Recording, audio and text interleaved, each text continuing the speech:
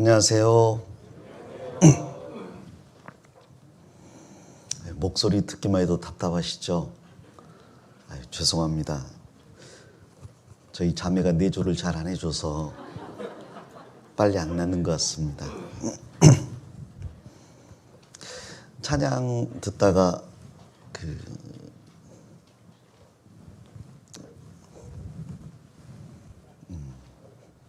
물수건으로 눈을 닦았는데요. 감동이 되어서가 아니고 눈곱이 끼어서 닦았습니다. 찬양 너무 감사합니다. 정말 은혜롭고 영광스러운 찬양 들려주셔서 너무 고맙습니다. 또 찬양대에 새로운 단원들을 많이 보내주셔서 감사합니다. 더욱더 발전된 찬양대가 될 거라고 믿어 의심치 않고요. 더 많이 기도해 주시고 또 수고해 주시기를 원합니다. 또한 우리 교회학교를 위해서도 많이 기도해 주시기를 부탁드립니다. 교회의 미래는 교회학교에 있는데 우리 교회학교 학생들이 교회학교 과정을 은혜 가운데 잘 맞춰서 훗날 청년이 되었을 때 귀하게 쓰임받는 귀중한 일꾼들이 되기를 간절히 바라봅니다. 지금 중고등부 학생들을 보면 그런 기대감이 들죠? 예, 감사합니다. 잘 부탁드리고 또 수고해 주시기를 교사들께 부탁드립니다. 중고등부가 잘 되려면 또 유초등부가 잘 돼야 되거든요. 유초등부에서 잘 교육에서 구원받게 해서 올려보낼 때 또 중고등부에서 잘 적응할 거라고 생각합니다. 그런 의미에서 또 우리 유치부, 초등부, 심지어 그 이하의 영유아들을 위해서도 많이 기도해 주시기를 부탁을 드립니다. 이런 말씀 드리면 좀 뭐하지만 그 교회학교가 많은 교회는, 교회학교 학생이 많은 교회는 앞으로가 좋은 교회고요. 성인이 많은 교회는 지금 좋은 교회래요. 그래서 우리는 지금도 좋고 앞으로도 좋은 교회를 위해서 많은 학생들을 주님 품으로 인도해야 되겠습니다. 자, 같이 기도하고 말씀 배우시겠습니다. 우리를 사랑하시는 자비로우시고 거룩하신 하나님 아버지 감사합니다. 죄와 허물로 죽어 멸망할 수밖에 없는 저희를 주님께서 먼저 사랑해 주시고 십자가의 놀라운 희생으로 우리를 구원해 주심에 감사드립니다. 만물을 창조하신 창조주의 그 보혈로 우리가 죄사함을 받고 하나님의 자녀라 부르심을 입었습니다. 이제 거룩하신 하나님을 아버지라 부를 수 있게 된 저희들, 그 하나님의 자녀답게 살아갈 수 있도록 도와주시옵소서. 이 세상에서 주님을 증거하는 주님의 백성 되게 도와주시고 우리를 통해서 많은 영혼들이 날마다 거듭날 수 있도록 인도해 주시옵소서. 1차 학예 수양회가 공주에서 진행 중에 있습니다. 주님께서 함께해 주셔서 아무런 어려움 없이 복음이 힘있게 전파될 수 있도록 도와주시고 많은 사람이 구원받아 침례를 받으며 하나님께 영광 돌릴 수 있도록 도와주시옵소서. 4차 수양회에 참석할 우리 서울 강북교회도 주님께서 은혜 가운데 여건과 마음을 허락해 주셔서 모두가 참석하여 하나님의 놀라운 역사를 친히 목도할 수 있도록 도와주시기 원합니다. 주일을 맞이해서 말씀 앞에 나온 믿음의 형제자매들 일일이 축복해 주시고 혹 어려운 가운데 함께하지 못한 형제자매들이 있다면 어디에 있든지 주님께서 더욱 큰 은혜를 베풀어 주시기 원합니다. 특별히 병으로 고통받고 있는 지체들이 있다면 주님께서 치유의 손길로 회복시켜 주시기를 간구드립니다. 오늘 말씀의 시종도 주님께서 온전히 인도해 주시길 원하며 우리를 사랑하시는 예수님 이름 받들어 기도드립니다. 아멘. 성경 로마서 6장을 잠깐 보겠습니다. 로마서 6장입니다.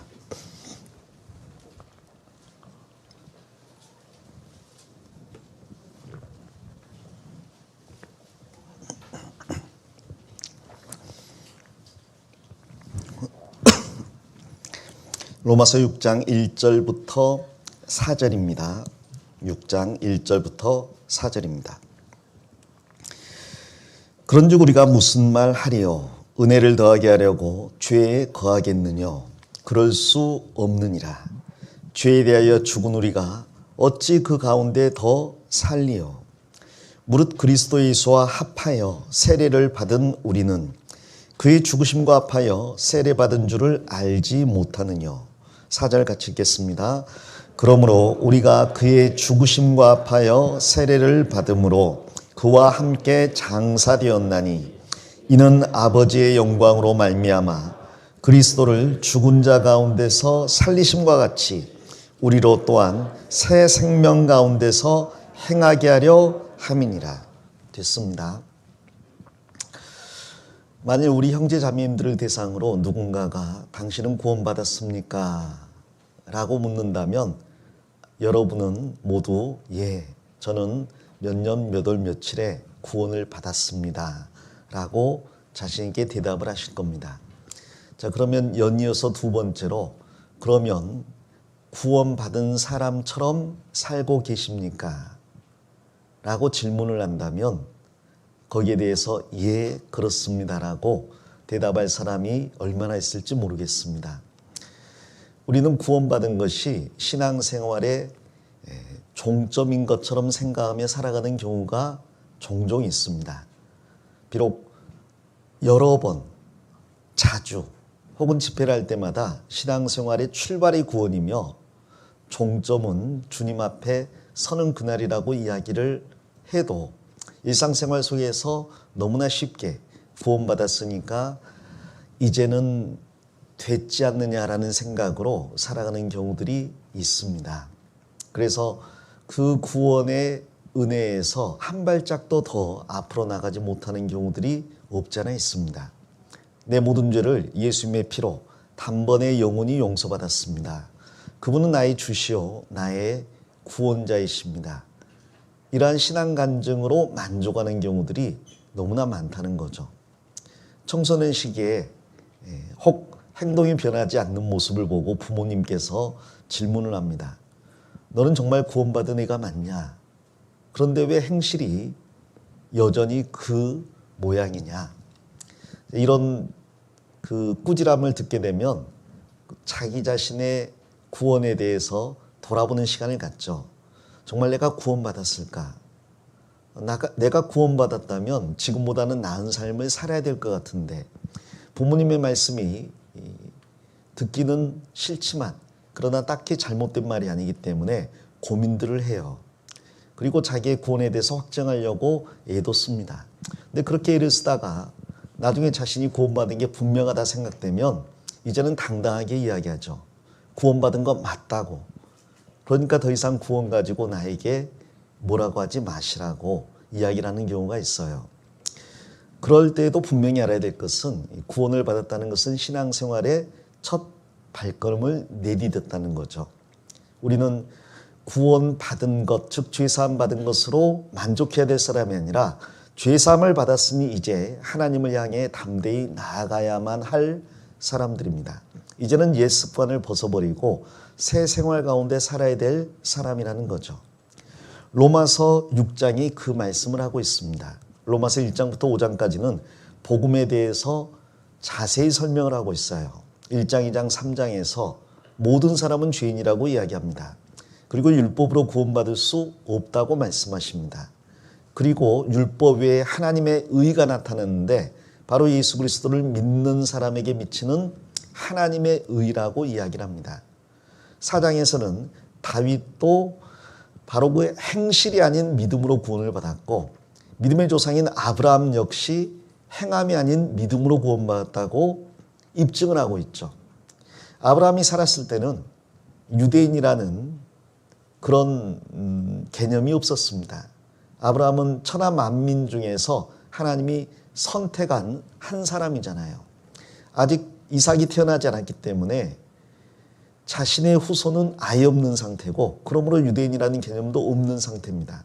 그런데 아브라함은 구원을 받았어요. 즉 유대인이건 이방인이건 구원받는 데는 상관이 없다는 것을 아브라함이 의롭다함 받은 사건을 통해서 이야기합니다.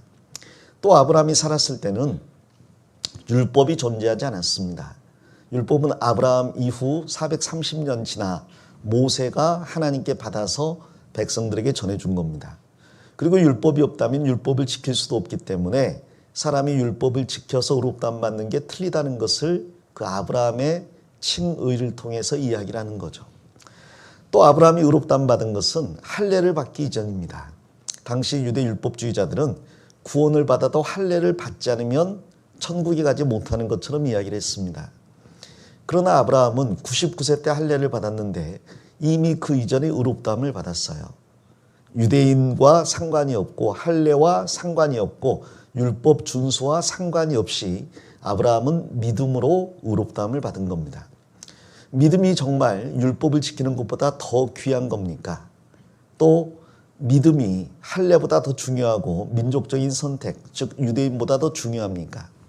로마서 4장은 그렇다라고 말씀하십니다. 왜 하나님은 믿음을 그렇게 귀하게 생각을 하시는가? 이유가 있죠. 아브라함은 자신이 바랄 수 없을 때에 바라고 믿었어요. 자신의 나이가 100살이 되었을 때, 자기 아내의 나이가 90살이 되었을 때, 그래서 자기 육체가 죽은 자같이 되었고 아내 사라도 불임 여성인데다가 경수가 끊어졌기 때문에 결코 인간적인 방법이나 생각으로는 아이가 태어날 수 없는 거예요. 그러나 그렇게 바랄 수 없는 중에 아브라함은 믿었습니다. 무엇을? 하나님은 전능하시기 때문에 죽은 자와 방불한 나를 통해서도 아이가 태어나게 하실 수 있다.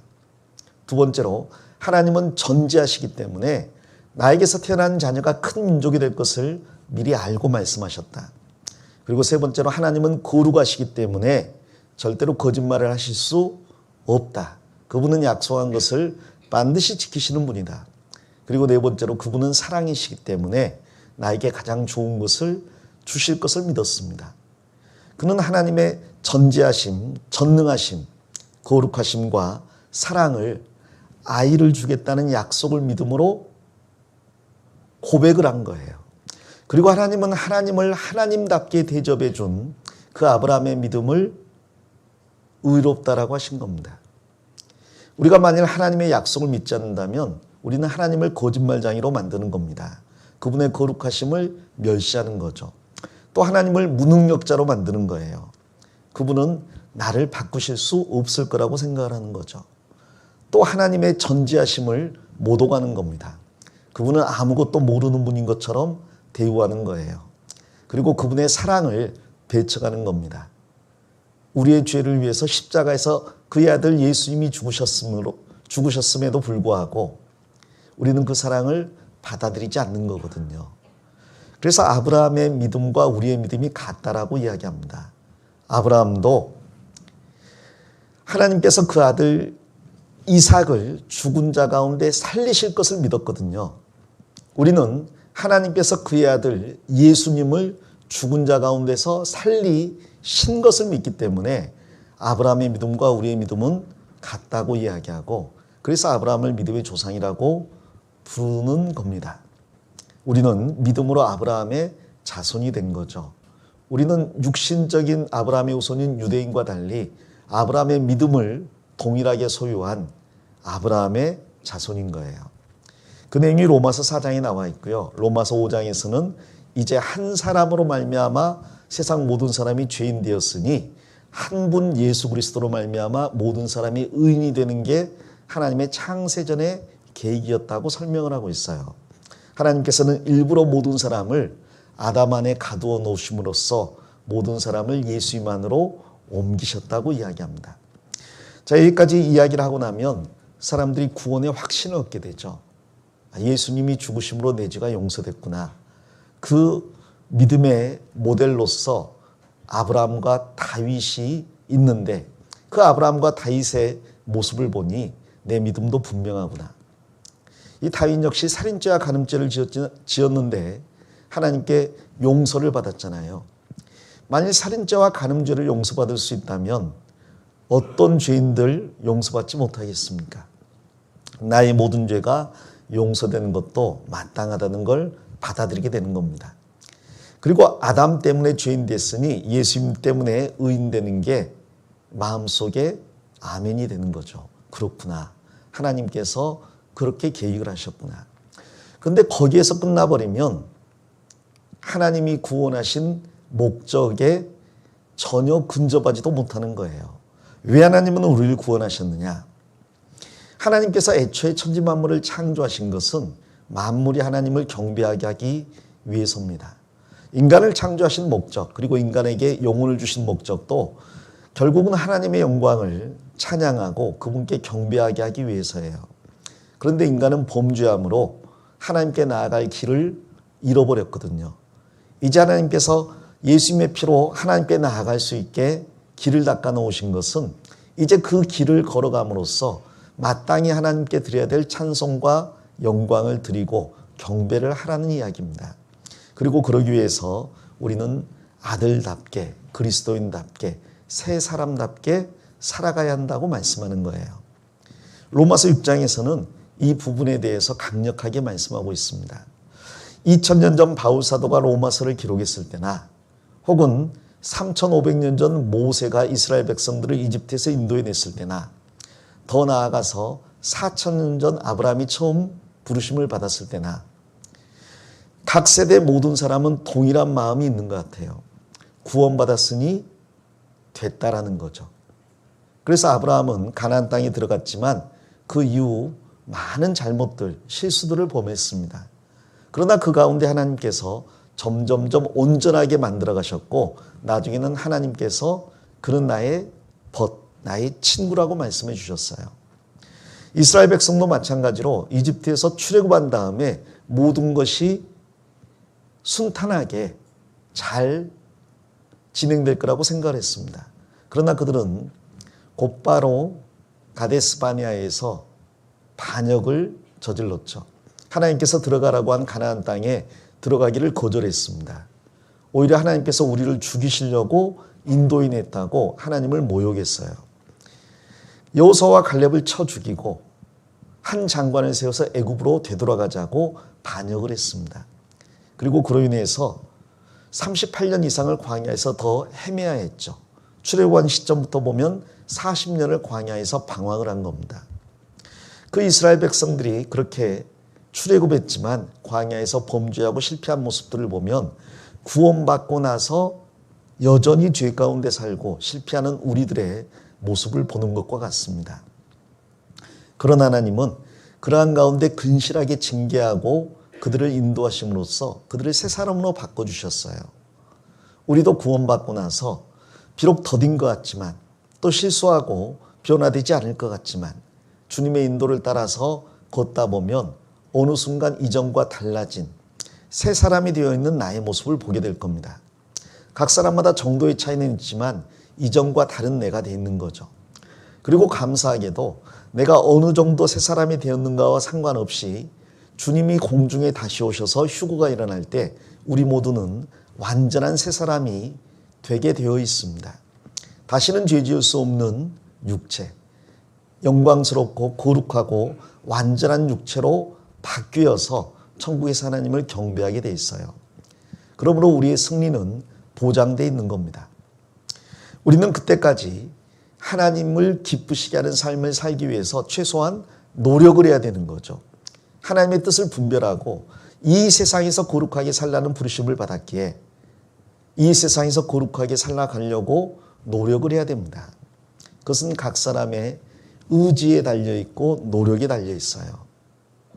그리고 하나님은 그렇게 하기를 원하시고 또 그렇게 되도록 이끌어 가십니다. 새 사람으로 만들어 주셔요. 이 로마서 6장에서 이 부분에 대해서 경계하는 말씀을 하고 있습니다. 구원받아 영원한 속죄를 받았으니 앞으로도 죄 지어도 괜찮겠느냐? 그럴 수 없느니라. 죄에 대하여 죽은 우리가 어찌 그 가운데 더 살리요? 영원한 속죄를 받았지만 그것은 죄 짓고 살라는 의미에서 영원한 속죄를 해주신 게 아니라 앞으로 얼마든지 실수해도 하나님이 버리시지 않으니 다시 일어서서 하나님을 닮아가라고 위로해 주시고 격려해 주시기 위해서 영원한 속죄를 해주신 거예요. 우리는 그 하나님의 사랑을 값싼 은혜로 바꾸어버리면 안 됩니다. 아버지가 자녀를 사랑한다고 해서 아버지는 결코 나를 버리지 못해. 그러니 아버지 마음을 얼마든지 아프게 해도 괜찮아. 이렇게 말하는 자녀가 있다면 종상이 아니잖아요.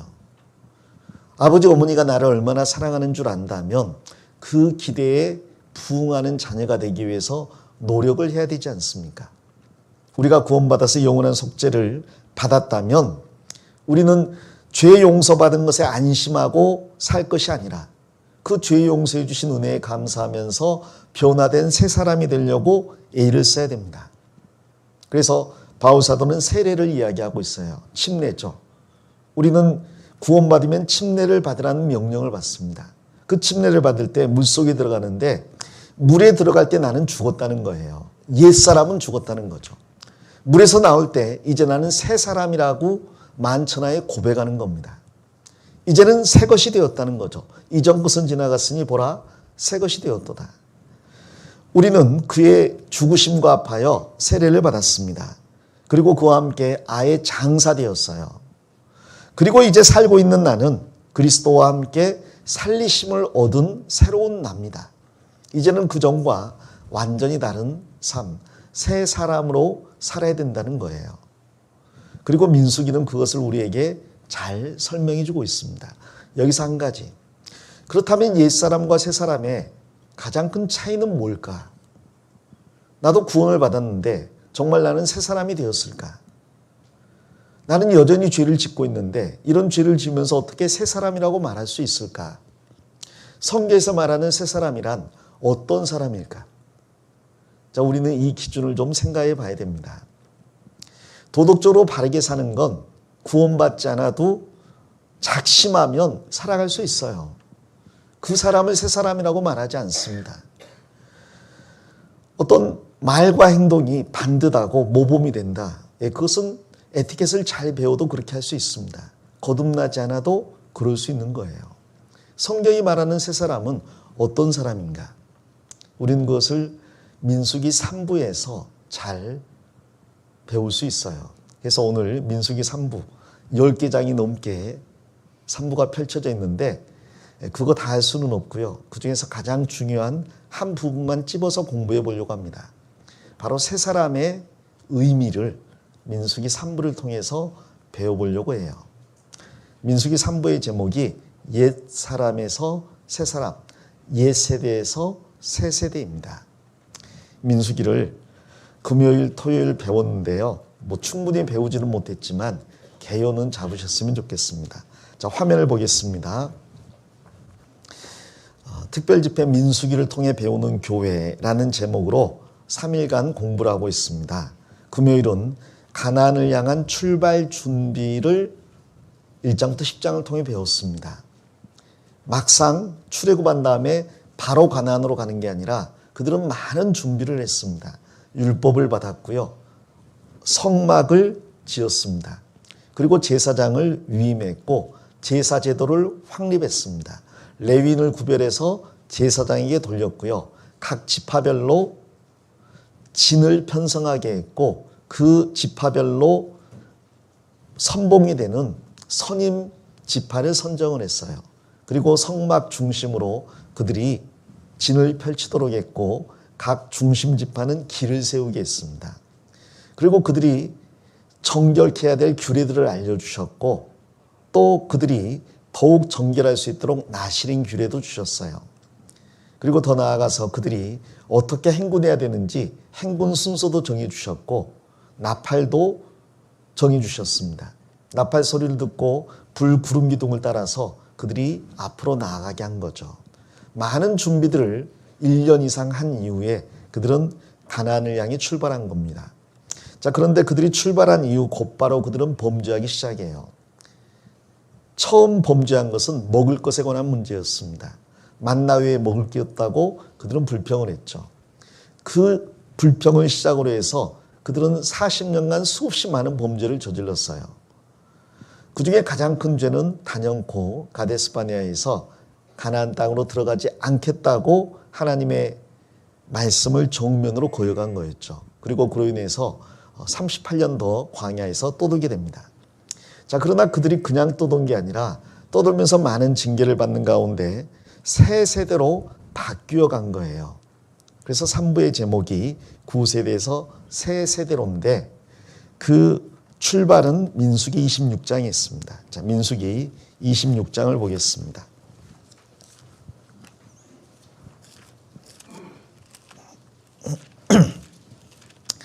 민수기 26장 1절부터 제가 읽겠습니다. 1절 연병 후에 여호와께서 모세와 제사장 아론의 아들 엘리야살에게 일러 가라사대 이스라엘 자손의 온 회중의 총수를 그 조상의 집을 따라 조사하되 이스라엘 중에 무릇 20세 이상으로 능히 싸움에 나갈 만한 자를 계수하라 하시니 모세와 제사장 엘리야살이 여리고 맞은편 요단 가 모압 평지에서 그들에게 고하여 가로되 4절 같이 읽겠습니다. 여호와께서 애굽 땅에서 나온 모세와 이스라엘 자손에게 명하신 대로 너희는 20세 이상 된 자를 계수하라 하니라. 자, 민수기 1장이 이스라엘 백성의 숫자를 세는 거였습니다. 출애굽하고 1년 정도 지나서 그들은 가나안 출발에 앞서서 12지파의 숫자를 계수를 했습니다. 그리고 이제 40년이 지난 시점이 바로 민수기 26장이에요. 그 40년이 지난 때 하나님께서는 그들의 숫자를 다시 세라고 말씀을 하셨습니다. 동일하게 20세 이상으로 싸움에 나갈 만한 자를 세라고 하신 거죠. 그리고 그 숫자가 26장이 자세히 기록되어 있습니다. 그걸 제가 정리를 했는데요.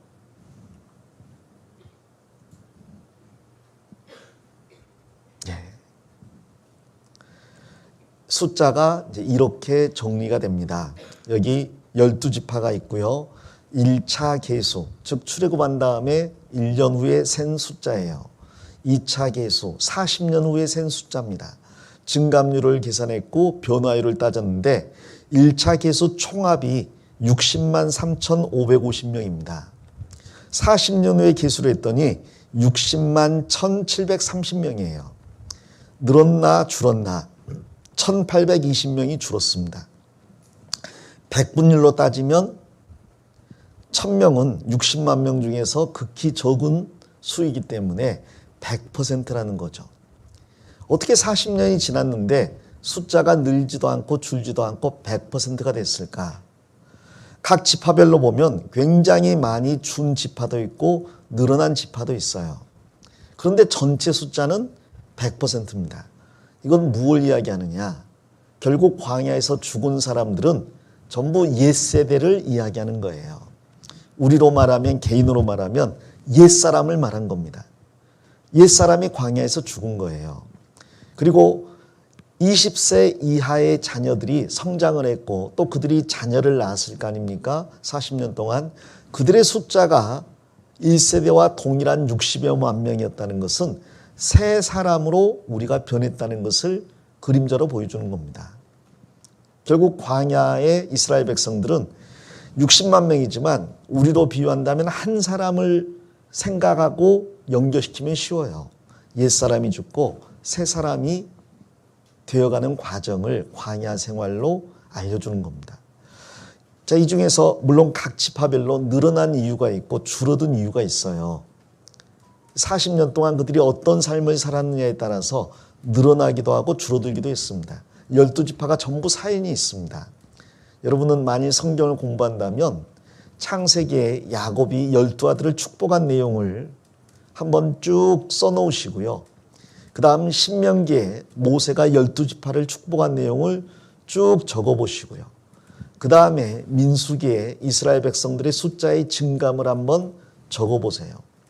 그리고 나중에 시간이 된다면 열왕기를 통해서 이스라엘 각 지파의 사건들을 쭉 정리를 해보시면 모세의 축복과 야곱의 축복이 광야에서 어떻게 성취되고 역사 가운데 어떻게 성취되는지 정확히 아시게 될 겁니다. 놀랍게도 야곱의 예언과 모세의 축복이 정확히 성취가 되는 거예요. 어떤 경우는 야곱의 축복과 모세의 축복이 상충되는 경우도 있습니다. 그런데 그 상충돼 보이는 축복들도 정확히 성취가 돼요. 그걸 다 공부한다면 굉장히 재미가 있습니다. 우리 각 사람도 성향이 다 다르잖아요. 그런데 하나님께서 각 사람에게 축복을 베풀어 주시거든요. 그리고 그 축복이 우리 삶 가운데 어떻게 이루어지는지, 다른 사람에게서는 어떻게 이루어졌는지 그걸 비교해 보는 것은 굉장히 좋은 성경 공부가 될 겁니다. 하나님은 각 사람에 대한 계획이 있으시구나. 그리고 그 가운데 축복도 있고 저주도 있지만 결국은 하나님의 뜻을 완전히 이루시는구나. 이런 것들을 알 수가 있는 거죠. 다 공부하기는 그렇고 여기 주목할 만한 숫자만 보겠습니다. 제가 세 지파만 표시를 했어요. 유다 지파, 시므온 지파, 므낫세 지파입니다. 자, 유다 지파를 표시한 이유는 뭐냐? 유다 지파가 12지파 중에 최고 선임 지파거든요. 우리로 말하면 1교구 1구역이에요. 자, 그런데 죄송합니다. 4교구도 있는데 1, 2, 3, 4 아무튼 자 1교구 1구역이라고 합시다. 자, 선임 지파인데요. 1차 개수 때 숫자가 74,600명으로 제일 많았어요. 근데 2차 개수를 했더니 76,500명으로 여전히 12지파 중에 제일 많습니다. 제일 많은데 1,900명이 늘어났잖아요. 그래서 과거에도 제일 많았고 현재에도 제일 많은 지파가 유다 지파입니다. 가히 선임 지파가 될 만한 자격이 있고요. 예수님이 유다 지파에서 태어난 것도 우연이 아니라는 거죠. 그리고 지금 이스라엘 백성이 유대인으로 불리는 것도 우연이 아닌 겁니다. 그들은 처음부터 신앙생활을 바르게 했어요. 그 조상 유다부터 특별하게 회개하고 하나님께 돌아온 사람입니다. 여러분이 잘 아시는 며느리 다말을 통해서 하나님께 돌아옴으로써 전체 삶이 바뀐 거죠. 자, 그런데 다른 지파를 보면 여기 시므온 지파가 있고 므낫세 지파를 제가 표시를 했잖아요. 시므온 지파는 1차 계수했을 때 59,300명이었는데 2차 계수를 하니까 22,200명입니다. 37,000명, 즉 절반 이상이 줄었어요. 가장 많이 줄었습니다. 여기 37%만 남았어요. 그러니까 63%가 죽은 겁니다. 왜 이렇게 됐을까요? 그리고 가장 많이 늘어난 지파를 보니까 므낫세 지파예요. 므낫세 지파는 32,200명이었습니다. 자기 동생 지파인 에브라임 지파보다 숫자가 더 적었어요. 근데 광야 생활을 지나서 에브라임 지파는 줄었는데 므낫세 지파는 크게 늘었죠. 52,700명에서 25,500명이 는 거예요. 증감률로 하면 64% 이상이 늘었습니다. 왜 므낫세 지파는 이렇게 늘었을까요? 다른 지파도 다 사유가 있지만 이 두 지파만 좀 연구해 보면 좋겠어요. 시므온 지파는 왜 이렇게 많이 줄었을까? 그리고 므낫세 지파는 왜 이렇게 많이 늘었을까? 광야에서 도대체 무슨 일이 있었던 걸까? 무슨 일이 있었을까요? 민수기 26장을 다시 보겠습니다. 민수기 26장 1절입니다. 1절 연병 후에 됐습니다. 요구한 거 아닙니다. 제가 성경 읽은 거예요. 뭐 후에요? 아이고, 들어보니까 좀 안 좋네요. 자, 이 병이 있었어요. 이 후에 인구조사를 했습니다. 이 병이 왜 돌았느냐? 25장 때문에 돌았어요. 25장에 무슨 내용이 있느냐? 이 그림을 보시면 발람이라는 거짓 선지자가 있습니다. 잘 아시죠? 나귀와 말다툼한 선지자예요. 나귀와 말싸움하고 있었던 선지자. 그 발람을 외국에서 이야기할 때 선지자를 뭐라고 하죠? 영어로? 선지자를 영어로 프로펫이라고 이야기하거든요. 프로가 앞으로라는 이야기고 펫, 말한다는 이야기입니다. 앞으로 일을 말하는 사람, 프로펫. 이익을 뭐라고 하죠? 이익을 얻었다. 프로핏 그러죠. 프로핏. 그래서 이익을 사랑하는 선지자. 프로핏 싱잉 프로펫 이렇게 부르거든요. 이 발람은 돈에 눈이 멀었던 사람이에요. 그래서 하나님의 뜻이 분명함을 알고도 기어이 돈을 벌어보려고 하나님이 가지 말라고 하는데 억지로 우겨서 가다가 하마터면 하나님의 천사장에게 죽을 뻔했어요. 나귀가 살렸죠. 그러니까 동물이요, 가끔은 사람을 살린다니까요. 우리 그 오수의 개처럼 나귀가 이 미친 선지자를 살렸습니다. 그리고 발람은 하나님께서 입에 담아준 말만 할 수밖에 없었기 때문에 4번에 걸친 이스라엘에 축복을 했어요. 3번 축복하고 개인적으로 한 번 더 이스라엘을 축복했죠. 그는 그 마지막에 이런 말을 합니다. 나는 의인의 죽음과 같이 죽기를 원한다고. 그 이스라엘을 보니까 너무 아름답고 너무 의로워서 나도 그들 중에 하나가 되고 싶다. 나도 의인처럼 살다 죽고 싶다.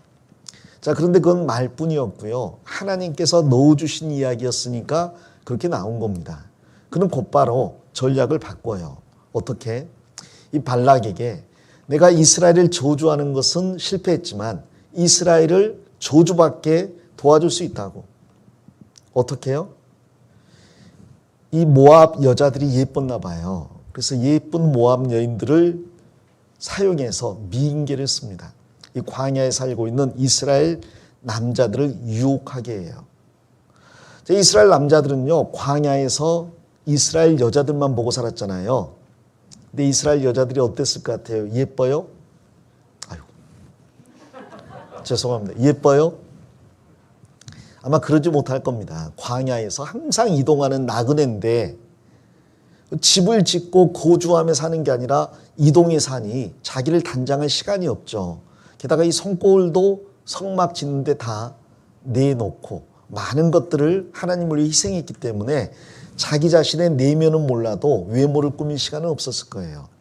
모압 여인들은 내면을 꾸밀 마음은 없고요. 외모는 잘 꾸몄고 아름다웠던 것 같습니다. 그들이 이스라엘 남자들에게 접근한 거예요. 남자들이 자기도 못생겼으면서 이스라엘 여자들을 보다가 모압 여자들을 보니까 그냥 눈이 돌아간 거예요. 그래서 어머, 어쩜 이렇게 남자다울까요? 같이 차 한잔 할 수 있나요? 길거리 지나가다가 그런 말하는 여자들이 있으면요, 따라가시면 안 됩니다. 나중에 그럴 거예요. 혹시 도에 관심 있나요? 그럴지 몰라요. 나한테는 관심을 가질 리가 없다 생각하고 그냥 가시면 돼요. 자, 그렇게 유혹을 하니까 이스라엘 남자들이 따라간 거예요. 따라갔더니 음식을 대접을 하는 겁니다. 근데 광야에서는 만나만 먹었는데 너무너무 만나는, 이상하네. 광야에서는 만나만 먹었고요. 모압 여인들은 너무 맛있는 음식을 대접을 한 거예요. 그걸 먹으면서 정말 오랜만에 휴식을 취한 거죠. 몸도 쉬고 눈도 호강하고 맛있는 것도 먹고. 그러면서 마음을 뺏깁니다. 그 다음에는 이제 자연스럽게 우리 구경하러 갈까요? 하고 나갔다가 그 다음 자기들이 섬기는 신을 보여주는 거예요. 그리고 신 앞에서 또 음식을 먹고 행음을 합니다. 고대 우상 숭배는 전부 음행과 연결이 돼 있거든요. 음식을 먹고 마음이 기쁘고 몸이 즐거운 가운데 죄를 짓는 거예요. 성적인 죄를. 그리고 난 다음에는 그 여인이 섬기는 우상들에게 경배하고 절을 하는 거죠. 결국 이스라엘 남자들이 전부 우상 숭배에 빠져버렸습니다. 광야에서. 근데 이 모든 것을 뒤에서 조종한 사람이 바로 발람이에요. 결국 모압 왕 발락은 이 거짓 선지자 발람의 아이디어를 받아들여서 이스라엘 백성들을 타락하게 만드는 데 성공한 겁니다. 그리고 이로 인해서 하나님께서 진노하셔서 그들에게 심판을 내리시는데 그게 연병이었어요. 그리고 그 연병으로 인해서 수없이 많은 사람들이 죽습니다. 자, 그들이 음행죄를 짓고 우상을 섬기면서 수없이 많은 사람들이 죽었는데 12지파의 골고루 사람들이 죽어나간 것 같아요. 근데 그 중에서 핵심이 되는 지파가 있었습니다. 25장을 가보겠습니다. 25장 9절입니다.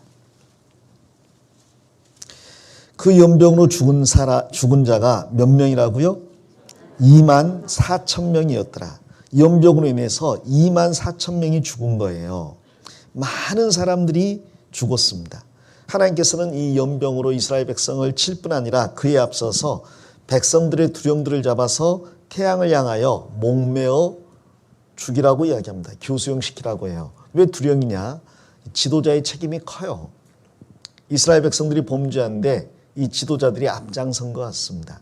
자, 그런데 특별한 이야기가 한 가지 나오는데 그 위에 보시면요. 6절입니다. 이스라엘 자손의 온 회중이 회막문에서 울 때 이스라엘 자손 한 사람이 모세와 온 회중의 목전에 미디안의 한 여인을 데리고 그 형제에게로 온지라. 제사장 아론의 손자 엘르아살의 아들 비느하스가 보고 회중의 가운데서 일어나 손에 창을 들고 그 이스라엘 남자를 따라 그의 막에 들어가서 이스라엘 남자와 그 여인의 배를 꿰뚫어서 두 사람을 죽이니 연병이 이스라엘 자손에게서 그쳤더라. 자, 이 사건이 있었습니다. 지금 두령들을 잡아서 목을 매달았어요. 교수형을 시켰거든요. 그래서 이스라엘 백성들이 울고 있습니다. 또 하나님은 연병으로 그들을 치셔서 많은 사람이 죽었어요. 또 그 장례로 인해서 울고 있습니다. 그런데 그런 장례를 치르면서 울고 있는 와중에 한 사람이 미디안 여인을 데리고 회중에게 오는 거예요. 모압 여인의 장막에 간 게 아니라 모압 여인을 데리고 이스라엘 회막 있는 그 자기 진으로 데리고 온 거예요. 그리고 자기 텐트로 들어가서 거기에서 행죄를 지은 겁니다. 이건 아주 담대가 아니라 아주 뻔뻔하게 죄를 짓는 거잖아요. 지금 이스라엘이 음행죄를 지어서 많은 사람이 죽었는데 그걸 보고도 여전히 음행죄를 짓고 있는 거예요. 그것도 몰래가 아니라 드러나게 죄를 짓는 겁니다. 장막에 들어가서 음행을 하고 있어요. 그걸 보고 제사장 아론의 손자 엘르아살의 비느하스가 이제 분이 났어요. 이 아론의 네 아들 있죠? 아론의 네 아들 나답과 아비후, 이다말과 엘리아살. 그중에 엘리아살의 아들 비느하스가 이걸 보고 의분이 가득해가지고 창을 들고 들어갔어요. 그리고 텐트 안에 들어가서 그 두 남녀를 한 창으로 꿰어 죽였습니다. 아주 잔인하고 끔찍한 이야기잖아요. 그런데 하나님께서 그 모습을 보고 연병을 그치게 했습니다. 자, 제가 레위인의 자격 요건을 이야기할 때 레위인이 하나님께 헌신했다고 그랬잖아요. 그 헌신의 의미가 뭐라고요? 인정을 끊어버리고 자기 형제를, 이웃을, 가족을 치는 걸 헌신이라고 했어요. 이 비느하스도요, 하나님께 헌신한 겁니다. 하나님 앞에 의분을 가지고 이 음행죄를 담대하게 짓는 이스라엘 동족을 창으로 찔러 죽인 거죠. 그래서 하나님의 분이 그치게 한 겁니다. 하나님께서는 이때의 일로 말미암아서 아론의 네 아들 중에서 나답과 아비후는 잘못된 불로 제사를 드려 죽었고요. 이다말과 여기에 있는 엘르아살만 남았는데 이 엘르아살의 아들 비느하스의 대대손손 대제사장이 끊어지지 않을 것을 말씀하셨습니다. 그래서 실제로 나중에 대제사장은 이 엘르아살의 후손만 대제사장이 돼요. 이다말의 후손이 있었는데 그들은 끊어집니다. 왜? 나중에 이다말의 후손 중에서 그 유명한 엘리가 등장하고 엘리의 두 아들 홈리와 비느하스가 등장하거든요. 결국 그 계통은 나중에 끊어지고 여기 엘르아살의 아들 비느하스의 계통만 대제사장을 하게 되는 거죠. 자, 그런데 이 음행을 저지른 이스라엘 남자의 신상이 나와 있어요. 신상 명세. 이 공개하는 겁니다. 지금 우리나라도 큰 죄를 지은 사람이나 혹은 아동 성추행을 한 사람들은 얼굴과 신상을 공개하잖아요. 하나님도 이 사람의 신상을 공개하셨어요. 14절입니다. 죽임을 당한 이스라엘 남자 곧 미디안 여인과 함께 죽임을 당한 자의 이름은 시므리니 살루의 아들이요 같이 읽겠습니다. 시므온인의 종족 중 한 족장이며 이 사람이 이름이 시므리래요. 그리고 아버지 이름도 나옵니다. 자녀가 잘못하니까 아버지 이름도 공개가 됐어요. 살루의 아들이라고 했습니다. 그리고 그 종족 지파도 공개가 됐는데 시므온 지파입니다. 그 시므온 지파의 족장이 이런 뻔뻔한 죄를 지었다는 거죠. 두령이. 그래서 만일 평민이 죄를 지어도 큰 문제가 될 텐데 앞서서 하나님을 섬기고 헌신해야 될 족장이 이런 죄를 지었기 때문에 하나님의 진노가 더 컸던 거예요. 이 시몬 지파가 우상 숭배에 가장 적극적으로 가담했다는 걸 알 수가 있죠. 그래서 시몬 지파가 3분의 2 가까이 광야에서 죽은 거예요. 그들이 하나님의 심판을 받은 겁니다. 우상 숭배와 행음, 가장 하나님이 싫어하시는 육체적인 두 죄에 이 시몬 지파가 빠진 거예요. 우리는 이 두 가지를 멀리해야 되겠습니다. 행음과 우상 숭배, 하나님을 진노하게 하고 심판을 초래하는 죄예요. 시몬 지파는 이로 인해서 가장 많은 피해를 받습니다. 근데 반대로 가장 많이 늘어난 지파는 누구라고요? 므낫세 지파라고 했죠. 가장 많이 줄어든 지파는 시몬 지파지만 이 문제로 줄어들었어요. 가장 많이 늘어난 지파는 므낫세 지파입니다. 그럼 므낫세 지파가 늘어난 이유가 있을 거 아니에요. 왜 늘어났을까요? 자, 그 이야기는 민수기 3부 시작부터 나옵니다. 민수기 3부가 26장부터 시작인데 26장은 숫자를 계산하는 거고요. 27장의 첫 이야기가 바로 므낫세 지파가 늘어난 이유를 이야기하고 있어요. 그리고 여기에 세 사람의 의미가 아주 분명하게 담겨 있습니다. 민수기 27장 가보겠습니다. 1절입니다. 요셉의 아들 누구 가족이라고요? 므낫세 가족의, 므낫세가 나오니까 이 지파가 제일 많이 늘었다고 했죠. 이유가 설명이 될 겁니다. 므낫세 가족의 므낫세의 현손 마길의 증손 길르앗의 손자 헤베르 아들 슬로보앗의 딸들이 나왔으니 그 딸들의 이름은 말라와 노아와 호글라와 밀가와 디르사라. 여기 슬로보앗의 5딸이 나오는데 이 5딸을 설명하기 위해서 조상을 쭉 이야기하고 있습니다. 이 슬로보앗의 5딸이 너무나 하나님 보시기에 아름다웠기 때문에 하나님께서 그 조상의 이름을 전부 기록해 놓으신 거예요. 좀 전에 음행죄를 지은 사람은 아버지만 신상을 공개했고요. 좋은 일을 한 사람은 그 할아버지부터 쭉 가서 지파의 조상이 되는 므낫세까지 거슬러 올라가잖아요. 그러니까 여러분 자녀를 잘 키우면 조상 대대로 영광을 받아요. 자녀를 잘못 키우면 아버지까지는 욕을 먹습니다. 자녀를 잘 양육하셔야 돼요. 우리 자녀들도 잘 성장해야 됩니다. 내가 잘 되면 아버지, 할아버지, 증조, 고조, 시조까지 다 칭찬을 받는다니까요. 이 슬로보앗의 5딸은 무엇을 잘했을까? 얼마나 잘했길래 딸의 이름이 5명이 다 기록됐어요. 여러분 성경에 여자 이름이 잘 기록되지 않습니다. 그리고 여자 이름이 전부 기록된 것은 극히 드문 일이에요. 5딸 중에 한 사람이 기록되는 경우는 있어도 5명 이름이 다 기록됐습니다. 근데 놀라운 것은 여기만 기록된 게 아니라 슬로보앗의 딸들 이야기가 3군데 나오거든요. 그런데 그 3군데마다 다 5딸의 이름이 등장을 합니다.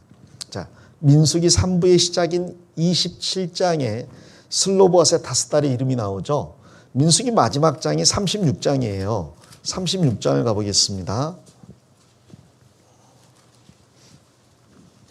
36장 10절입니다. 10절 슬로보앗의 딸들이 여호와께서 모세에게 명하신 대로 행하니라. 슬로보앗의 딸 말라와 디르사와 호글라와 밀가와 노아가 다 그 아비 형제의 아들들에게로 시집가되. 여기도 5명 이름이 다 나왔잖아요. 아니 앞에 했으니까 안 써도 될 텐데 굳이 썼어요. 자, 그런데 이 이름이 한 번 더 나오죠. 여호수아 17장을 가보겠습니다. 여호수아 17장입니다. 안 찾으시는 느낌이, 이름 알았는데 뭘 또 찾느냐 그런 것 같아요. 민수기 17장 3절입니다. 아이고 죄송합니다. 여호수아 17장 3절입니다. 아이고 그렇게까지 그냥. 자, 여호수아 17장 3절입니다. 헤베르 아들 길르앗의 손자 마길의 증손 므낫세의 현손 슬로보앗은 아들이 없고 딸뿐이요 그 딸들의 이름은 말라와 노아와 호글라와 밀가와 디르사라. 여기도 조상들 이름과 딸들의 이름이 다 나와 있어요. 자, 이 딸들이 도대체 무슨 일을 했기에 이들의 이름이 다 기록되어 있을까? 자, 이들은 민수기 3부의 시작과 끝을 장식하고 있습니다. 그리고 가나안 땅에서 기업을 분배할 때 아주 중요한 부분을 차지하고 있어요. 세 사람이라는 게 어떤 거냐? 이 슬로봇의 딸들을 보면 분명하게 알 수 있고 므낫세 지파를 보면 분명하게 알 수 있다는 거죠. 이 슬로봇의 딸들의 이야기를 제가 간략하게 말씀을 드리겠습니다. 화면을 보겠습니다. 이 슬로봇의 5 딸들이 모세와 당시의 제사장 엘르아살에게 나온 거예요. 그리고 따진 겁니다. 사실 어떤 호소를 한 건데 호소를 했다고 하기에는 좀 부족한 것 같아요. 이것은 아주 그냥 따진 것과 진배가 없어요. 이 5명의 딸들이 모세에게 나와서 소집을 시킵니다. 모세, 그리고 대제사장 엘르아살, 그리고 각 지파의 족장들, 그리고 온 회중 다 모이세요. 우리가 할 말이 있습니다라는 거예요. 이 5 딸이 아주 담대하게 모세와 엘르아살과 모든 사람들을 모은 겁니다. 자, 이들은 누구였을까? 5 딸들. 인터넷 사진 찾아보니까 5 딸이 있더라고요. 저희 집사람이 딸만 4이에요. 아이고, 1명 더 낳았으면 5 딸이 됐을 건데. 딸만 5입니다. 자, 이들은 누구냐면요. 결혼하지 않은 젊은 여자들이었어요. 근데 이스라엘은 당시에 조혼 습관이 있었거든요. 조혼이라고 하면 10대에 결혼하는 거예요. 그게 오랫동안 계속되고 지금도 이슬람 국가의 많은 부분이 10대에 일찍 결혼합니다. 제가 파키스탄 가면 결혼식에 종종 참석하는데 신랑 신부의 나이가 16, 17인 경우가 많아요. 근데 그게 뭐 이상한 건 아닌 것 같아요. 우리 춘향이하고 이몽룡이 몇 살 때? 28 청춘이라 그러잖아요. 16살 때.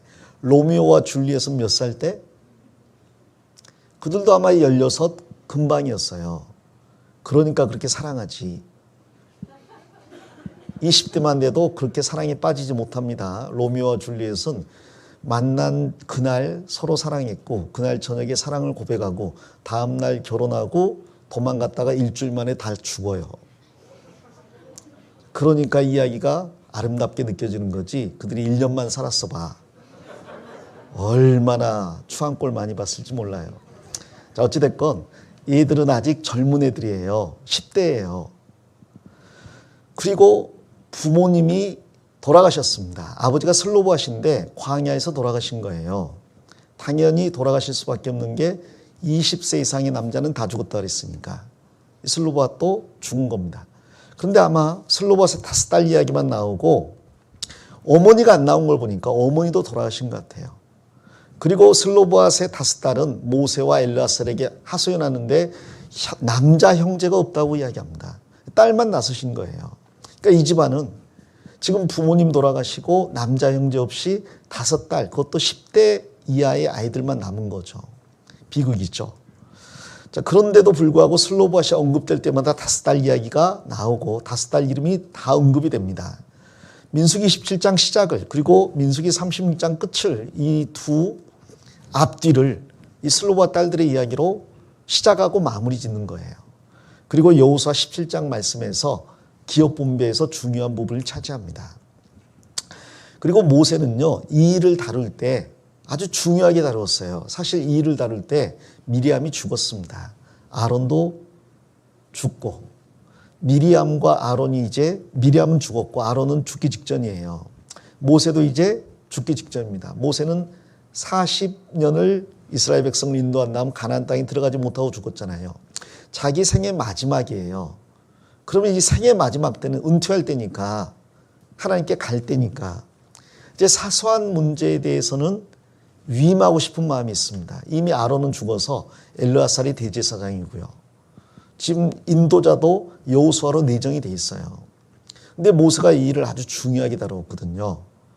이 5 딸의 이 호소를 아주 중요하게 받아들여서 모든 장로들과 족장들과 대제사장과 자신까지도 이 문제를 논의했고 하나님께 2번이나 여쭤봤습니다. 그리고 그로 인해서 하나님이 율법을 2번이나 확장시켜줬어요. 바꾼 게 아니라 범위를 늘려줬습니다. 이 사람들은 모세와 장로들과 민수기에서 2번 만나고요. 여호수아와 또 따로 만나요. 그러니까 3번에 걸쳐서 지도자들을 만난 거죠. 뭐와 같냐면 우리로 말하면 박근혜 대통령 만나고 그 다음 문재인 대통령 만난 다음에 지금 윤석열 대통령 또 만나는 거예요. 엄청난 일입니다. 10대 애들이. 민수기 1부, 2부 중 2부의 시작과 끝이 3부죠. 우리로 말하면 끝을 형성합니다. 그리고 이들이 이렇게 중요하게 부각된 이유가 있는데 제가 읽어보겠습니다. 그녀들은 하나님의 말씀에 대한 믿음과 기업에 대한 간절한 사모 그리고 하나님께 대한 순종과 희생으로 이스라엘의 새로운 세대를 대표했다. 새 사람이란 어떤 사람이냐? 이 슬로봇의 딸들과 같은 사람 그리고 므낫세 지파와 같은 사람들을 말해요. 자, 이들의 이야기를 알아봅시다. 제가 좀 정리를 했는데 슬로봇의 이름을 찾아보니까 처음 난 자, 좋은 뜻이죠? 반대의 뜻도 있더라고요. 두려움의 그림자. 근데 이름이 그래서 그런지 아들을 못 낳고 5딸만 남겨둔 채 광야에서 죽었어요. 그리고 아내도 일찍 죽은 것 같습니다. 5딸의 이름이 뭘까 궁금해서 이름 뜻을 찾아봤어요. 첫 번째 딸이 말라예요. 근데 말라란 뜻이 아픔, 질병이란 뜻이더라고요. 왜 딸의 이름을 아픔이라고 지었을까? 어릴 때 병 걸려서 굉장히 아팠나 봐요. 딸의 이름을 잘 지어줘야 되는데 아픔, 병듦 이렇게 지어놓으면 시집은 다 간 거지. 아픈 여자하고 결혼해가지고 약간 많이 들잖아요. AS 받아야 되는데 아버님, 어머님 다 돌아가셨어. 반품이 안 돼. 아이고 죄송합니다. 그런 말 하더라고요. 사용자 과실로 인해서 손상된 경우 반품이나 AS가 되지 않습니다. 그러더라고요. 남편 탓입니다. 아내가 아픈 것은. 근데 둘째 딸을 낳았는데 이름을 노아라고 지었습니다. 근데 창세기에 나와 있는 그 노아와 이름은 달라요. 그 노아는 위로자란 뜻이고 여기 2번째 나온 노아는 한글 음역만 같이 뜻이 방황, 움직임이란 뜻이에요. 아니 큰아이는 아픔이라고 지었다고 합시다. 아파서. 둘째는 또 왜 방황이라고 지었을까? 둘째가 아주 부지런했나 봐요. 이리저리 돌아다니면서 길을 많이 잃어버렸나 봐. 텐트에서 나가가지고 이스라엘 그 장막 여기저기 휘집고 다니니까 어딘지 못 찾겠잖아요. 아마 그러지 않았을까. 우리도 사실은 6층, 5층, 지하 1층밖에 없는데 아들, 딸 찾으려면 고생하시죠. 어디 갔는지 못 찾겠어요. 그래서 노아라고 지었습니다. 방황이라고. 자, 셋째 딸을 지었는데 이제 걱정되잖아요. 뭐라고 지었을까? 호글라라고 지었습니다. 뜻이 잔치가 시들다, 쇠약해지다. 왜 호글라라고 지었을까? 아마 처음에는 잔치였나 봐요. 셋째 딸은 안 보고 데려간다고 하잖아요. 저희 집사람도 셋째 딸이에요. 안 보고 데려왔다가 자, 잔치가 시들었어요. 처음에는 잘 했는데 예뻤는데 건강했는데 첫째, 둘째의 단점을 다 상쇄하고 좋았는데 조금 지나니까 시들었어요. 한 100일 지나니까 또 시들시들했나 봐요. 그러니까 세 딸들이 다 좋지 못한 이름을 가지고 있죠. 자, 4번째 딸 밀가 여왕이라고 지었습니다. 넷째 딸은 아주 당당했던 것 같아요. 여왕 기품도 있고 아주 그 권위를 가지고 있는. 이탈리아 사람들이 그런 말 한답니다. 여자란 나보다 작으면 요정 같은 존재고 나와 비슷하면 공주 같은 존재고 나보다 크면 여왕 같은 존재라고. 죄송합니다. 이탈리아 사람이 그래서 바람둥이가 많은 거예요. 그런 말에 귀 기울이면 안 돼요. 5째 딸 이름이 디르사인데 기뻐함이란 뜻입니다. 만일 딸을 셋을 낳았으면 넷째는 아들이길 바라겠죠. 그런데 넷째가 딸이었어요. 이제 5째를 잉태했을 때 우리가 초음파 검사하면 알지만 그때는 태어날 때까지 모르잖아요. 5째만은 제발 아들이기를 바랬을 겁니다. 근데 5째도 딸이었던 거예요. 그런데 이름을 기뻐함이라고 지었습니다. 마치 베냐민 생각이 나잖아요. 태어나서 그 아이로 인해 어머니가 죽게 되어서 베노니, 슬픔의 아들이라고 지었는데 그의 남편인 야곱이 베냐민이라고 이름을 바꿨습니다. 무슨 슬픔의 아들이냐? 오른손의 아들, 능력의 아들이지. 아마 슬로바도 그런 마음이 있지 않았을까. 다섯째가 딸이니까 너무 슬퍼, 낙심해, 정말 힘들어, 그럴 수도 있을 텐데 기뻐했습니다. 신앙이 점점 성장한 거죠. 광야 40년을 생활하면서. 자, 이들은 5명의 딸들을 낳았습니다. 슬로바과 아내는. 그리고 광야에서 죽었어요. 이제 5명의 딸들만이 살아가야 됩니다. 지금도 딸만 있으면 살아가기가 쉽지 않아요. 아들 형제가 없으면. 근데 당시에 이스라엘에서, 그것도 광야에서 딸만 낳으시면 정말 살기가 힘들었을 것 같아요. 이 딸들이 10대였던 걸 보니까 슬로보앗이 이른 나이에 죽은 것 같습니다. 자, 그들은 아버지가 없이 컸죠. 그런데 왜 이렇게 잘 컸을까? 자, 아버지가 없는 자들의 아버지가 따로 있습니다. 누구예요? 하나님이셔요. 하나님은 나는 특별히 고아와 과부와 나그네의 아버지라고 했습니다. 모든 사람의 아버지지만 하나님이 특별히 관심을 갖고 있는 사람들이 고아, 과부, 나그네, 의지할 곳 없는 사람들, 그들을 하나님은 특별히 생각하시고 더 많은 은혜를 베풀어 주셔요. 그래서 이들은 부모님이 일찍 돌아가셨지만 정말 잘 컸고 이스라엘 새로운 세대를 대표하는 사람들이 됐습니다. 이 사람들이 모세에게 나온 거예요. 무엇 때문에 나왔을까? 민수기 17장 가보겠습니다. 민수기 17장 2절입니다. 27장 2절 그들이 회막문에서 모세와 제사장 엘르아살과 족장들과 온 회중 앞에 서서 가로되 우리 아버지가 광야에서 죽었으나 여호와를 거스려 모인 고라의 무리에 들지 아니하고 자기 죄에 죽었고 아들이 없나이다. 4절 같이 읽겠습니다. 어찌하여 아들이 없다고 우리 아버지의 이름이 그 가족 중에서 삭제되리이까? 우리 아버지의 형제 중에서 우리에게 기업을 주소서 하매 모세가 그 사인을 여호와께 품하니라.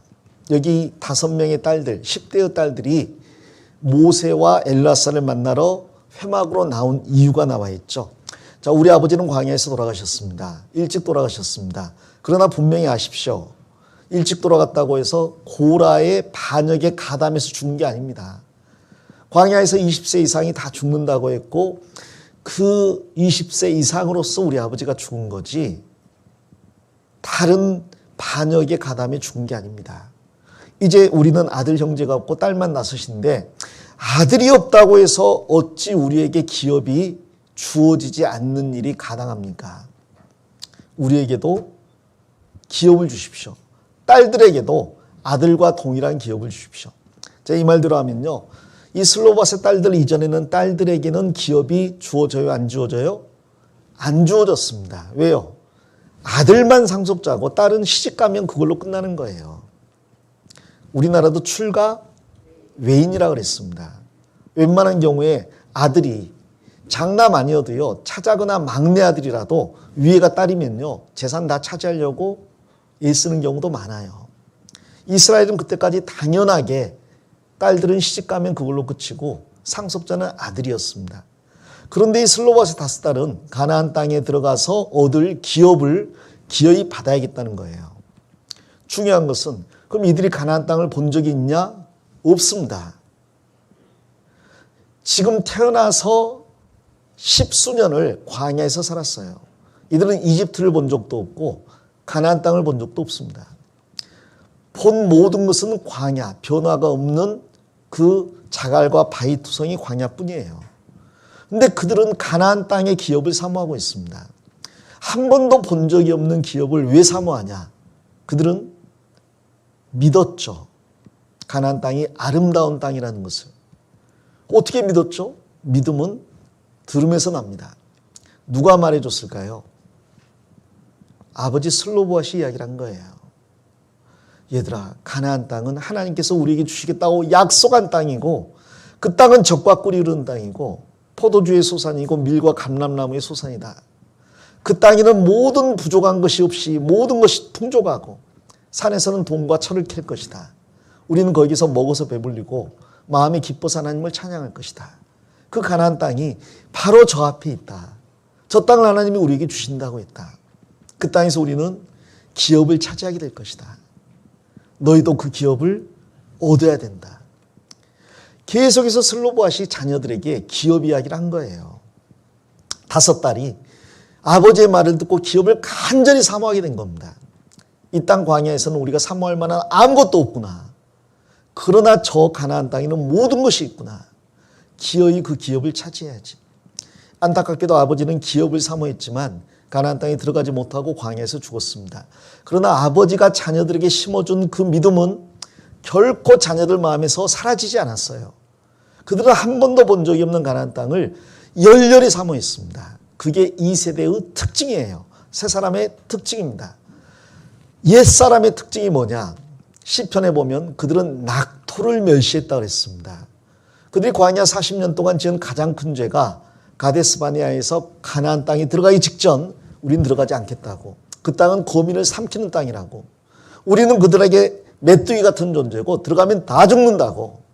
그래서 애굽으로 돌아가는 게 낫다고 했어요. 하나님께서 아무리 아름다운 땅이라고 말씀해도 듣고 믿지 않는 거예요. 오히려 애굽이 더 낫다고 생각하는 거고 차라리 광야에 있는 게 낫다고 생각하는 겁니다. 믿음이 없고 하나님의 말씀을 멸시하는 거죠. 낙토라고 아름다운 땅이라고 아무리 이야기해도 아무리 좋아봤자 애굽만 하겠어? 애굽이 이 세상이거든요. 이 세상만 하겠어? 그들은 천국을 멸시하는 거예요. 이 땅에서 우리가 누리는 게 천국에서 누리는 것보다 모자라지 않을 거라고 생각하는 겁니다. 예, 어느 정도 사실일 것 같아요. 왜냐하면 인간 역사 6,000년 가운데 지금처럼 잘 먹고 잘 산 때가 없거든요. 세종대왕이 겨울에 수박 먹었을까요? 못 먹었을까요? 못 먹습니다. 스키 탔을까요? 골프 쳤을까요? 병원에 건강검진 정기적으로 받았을까요? 장 내시경 해봤을까? 그럼 못합니다.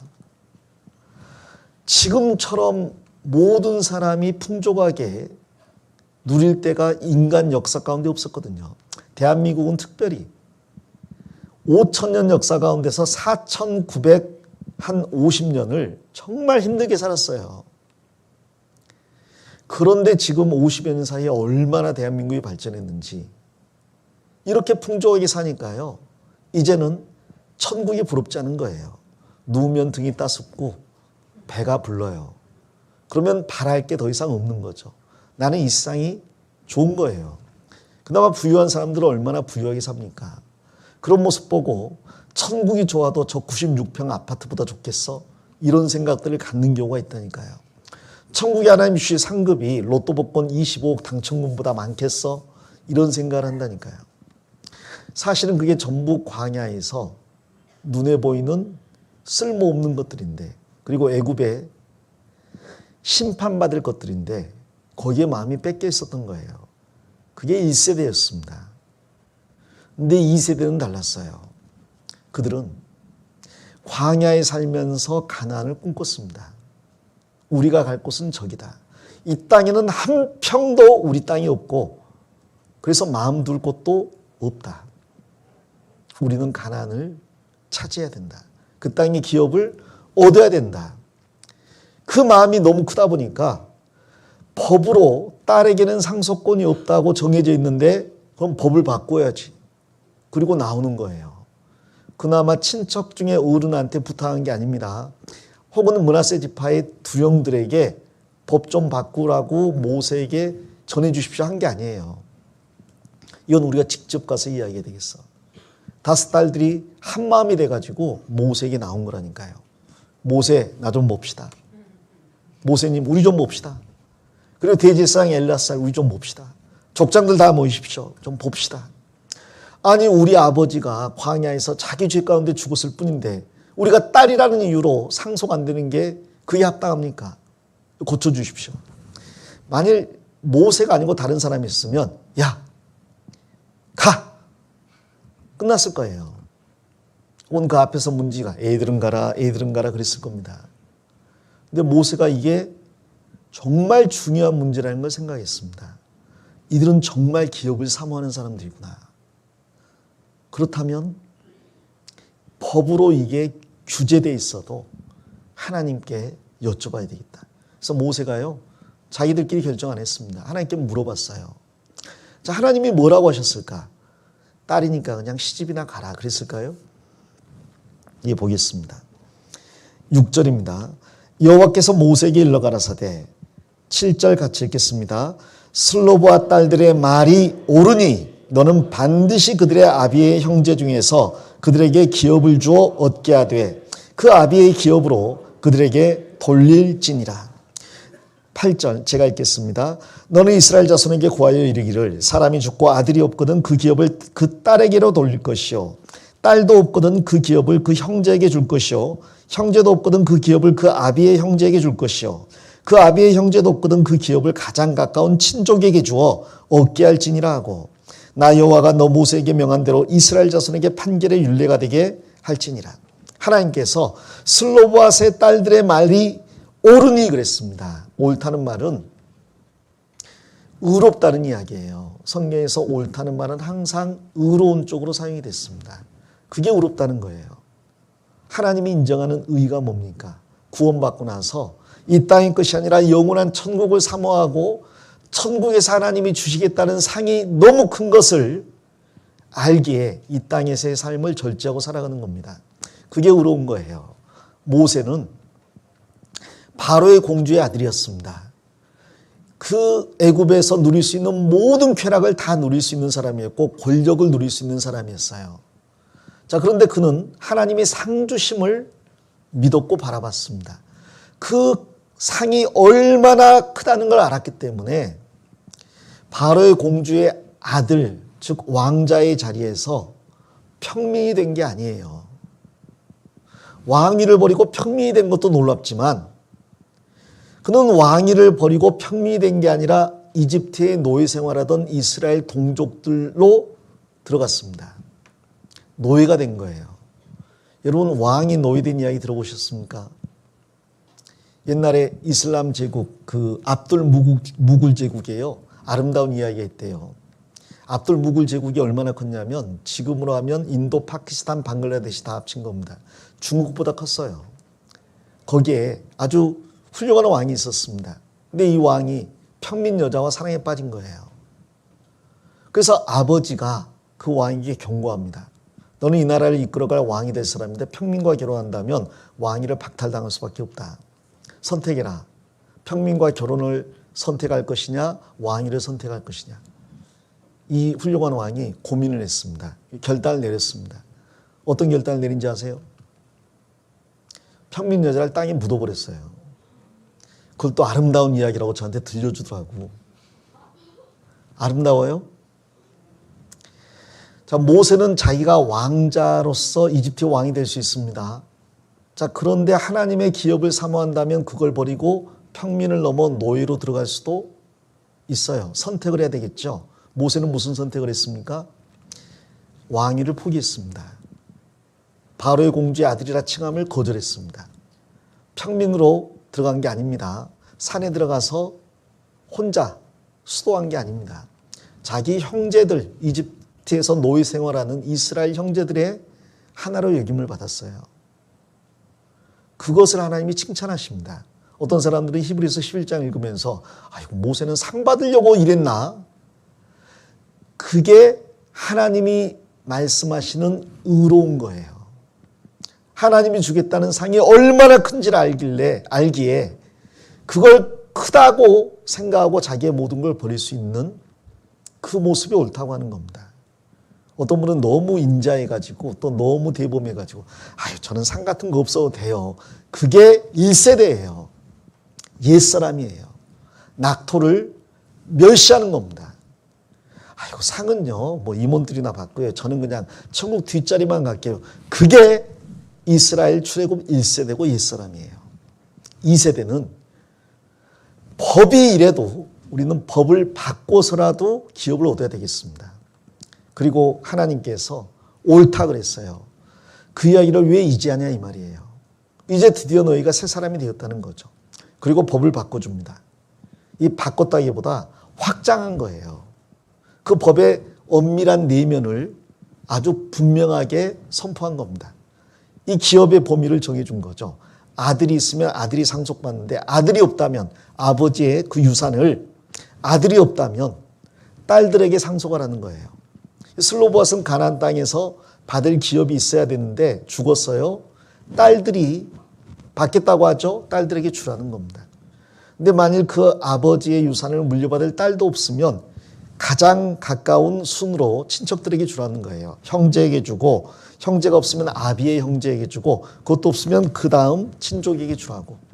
자, 이것이 오늘날 상속법이에요. 전 세계 모든 상속법은 여기에서 출발했습니다. 이 슬로바스의 딸들이 이것을 해놨기 때문에 전 세계 상속법이 우리나라조차도 이대로 돼 있습니다. 부모님이 돌아가시면, 먼저 남편이 돌아가시면 혹은 아내가 돌아가시면 배우자가 받죠. 부모님이 다 돌아가시면 자녀가, 그리고 딸도 받을 수가 있어요. 동일하게 받습니다. 아들이나 딸이나. 아들, 딸이 없으면 형제에게, 즉 우리로 말하면 삼촌뻘이 되겠죠.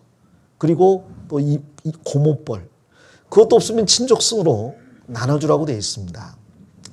이 당시에 이스라엘 백성들이 수백만 명이었는데 딸만 있는 집안이 슬로바 집안 하나였을까요?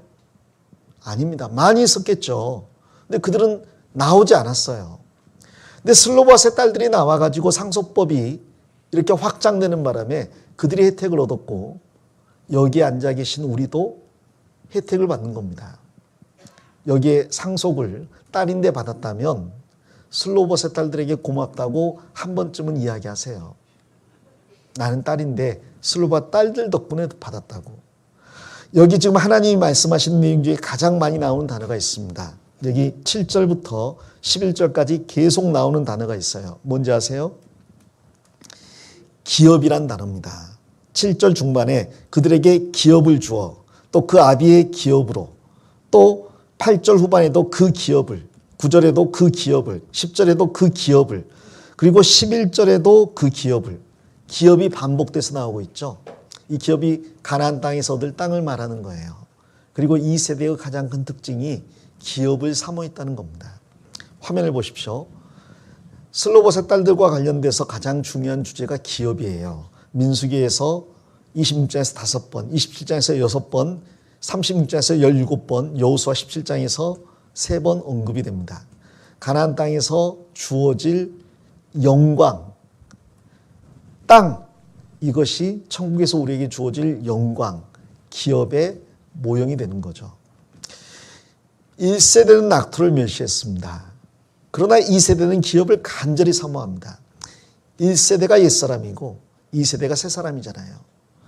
여러분, 나는 천국에서 상 받을 것에 욕심 없다 그러면 내가 아직도 1세대구나, 옛사람이구나.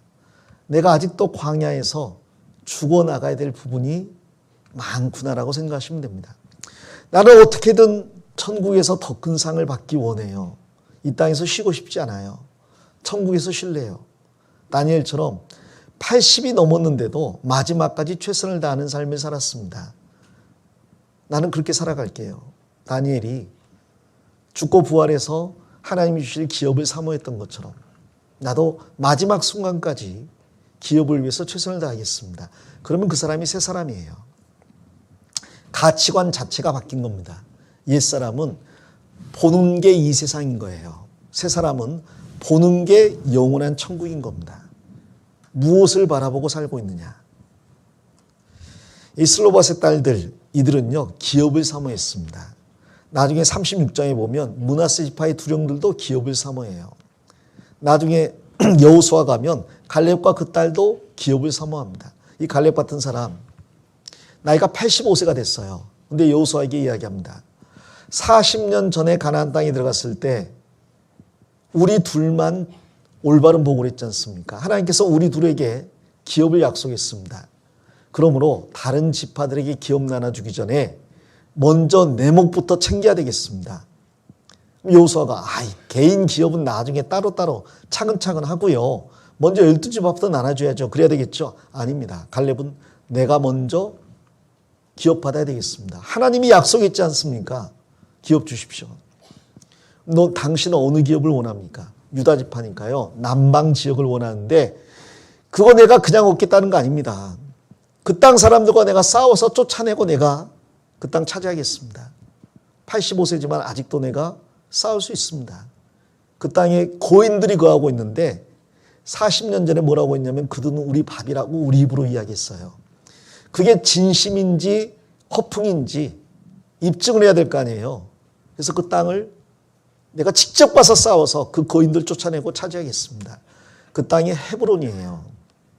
다윗이 거점으로 삼았던 도시고 지금 이스라엘에서 가장 중요한 도시 중에 하나입니다. 갈렙이 기업을 사모해서 12지파보다 먼저 땅을 받았어요. 여호수아는 가장 마지막에 자기 기업을 얻었습니다. 이 갈렙의 딸도요. 아버지를 닮아서 저도 시집 보내면서 딸이 아버지에게 요구합니다. 아버지 저보고 광야 남쪽으로 가라고 하는데 남쪽으로 가겠습니다. 가긴 가는데요. 그 땅에는 광야라서 농사를 지을 수가 없잖아요. 근데 저는 그 농사 지을 수 없는 땅을 개척하겠습니다. 다만 한 가지가 필요합니다. 뭐가 필요한데 물샘을 주십시오. 그 물샘만 주시면 내가 거기서 물 끓여가지고 끓여들여서 그걸로 땅을 경작하겠습니다. 개간하겠습니다. 내 손으로 개척하겠습니다. 여자가 땅을 어떻게 개척해요? 광야 땅을. 근데 갈렙은요 아버지의 딸이에요. 정말 물샘을 얻어가지고 그 땅을 개척해 나갑니다. 하나님께서 일부러 그 갈렙과 딸의 이야기를 여호수아에 써놨어요. 그들이 신세대, 새세대, 변화된 새 사람이라니까요. 자, 이들이 기업을 사모하는 게 옳다, 의롭다 그랬습니다. 이 사건이 뒤에 한 번 더 나와요. 그 뒤에 민수기 마지막 장 36장을 가보겠습니다. 36장에 1절입니다. 요셉 자손의 가족 중 므낫세의 손자, 다시 말씀드리지만 광야에서 가장 많이 늘어난 지파가 므낫세 지파입니다. 므낫세의 손자 마길의 아들 길앗 자손 가족의 두령들이 나와 모세와 이스라엘 자손의 두령된 족장들 앞에 말하여 가로되 여호와께서 우리 주에게 명하사 이스라엘 자손에게 그 기업의 땅을 제비 뽑아 주게 하셨고 여호와께서 또 우리 주에게 명하사 우리 형제 슬로보앗의 기업으로 그 딸들에게 주게 하셨은즉 그들이 만일 이스라엘 자손의 다른 지파 남자들에게 시집가면 그들의 기업은 우리 조상의 기업에서 감삭되고 그들의 속할 그 지파의 기업이 첨가되리니 그러면 우리 제비 뽑은 기업에서 감삭될 것이요 이스라엘 자손의 희년을 당하여 그 기업이 그가 속한 지파에 첨가될 것이라. 같이 읽겠습니다. 그런즉 그들의 기업은 우리 조상 지파의 기업에서 아주 감삭되리이다.